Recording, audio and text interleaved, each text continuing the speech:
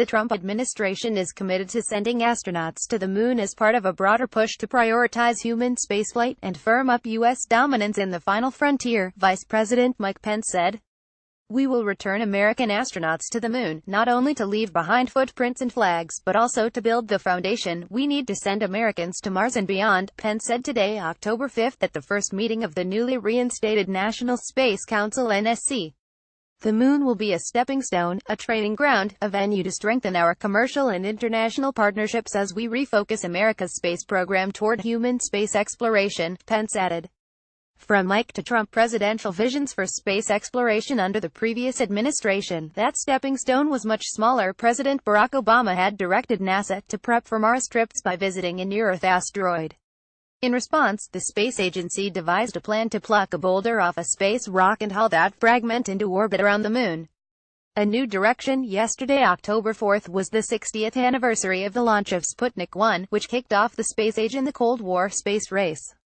Pence referenced that seminal event during his remarks today, while lamenting a perceived lack of direction in U.S. space policy.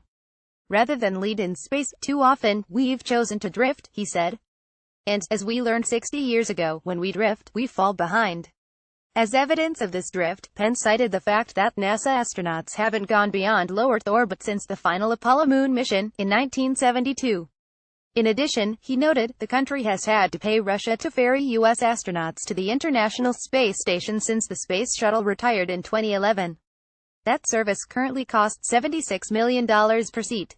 Two U.S. companies, SpaceX and Boeing, are both developing capsules to take over this taxi service for NASA astronauts. These spacecraft could begin crewed flights next year. Pence pledged that the Trump administration, with the help of the NSC, will develop and implement a coherent, long-term U.S. space strategy. That strategy will focus heavily on human spaceflight, economic development and national security, if Pence's words today and in an op-ed published yesterday in the Wall Street Journal are any guide. We will renew America's commitment to creating the space technology needed to protect national security. Our adversaries are aggressively developing jamming and hacking capabilities that could cripple critical military surveillance, navigation systems, and communication networks. In the face of this threat, America must be as dominant in the heavens as it is on Earth, Pence wrote in the op-ed. A subscription is required to read the full piece, but some snippets are available for free at whitehouse.gov. We will promote regulatory, technological and educational reforms to expand opportunities for American citizens and ensure that the U.S. is at the forefront of economic development in outer space, he added.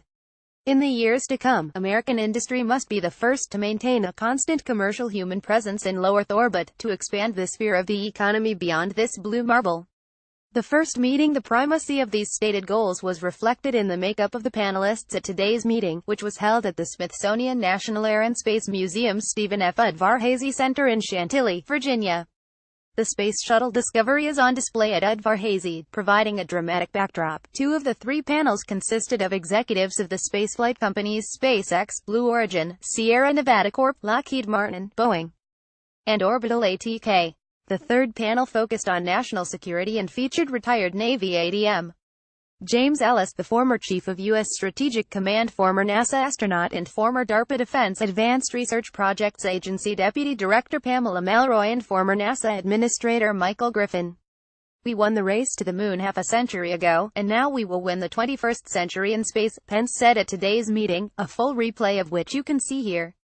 The NSC was last active in the early 1990s, during the presidency of George H.W. Bush.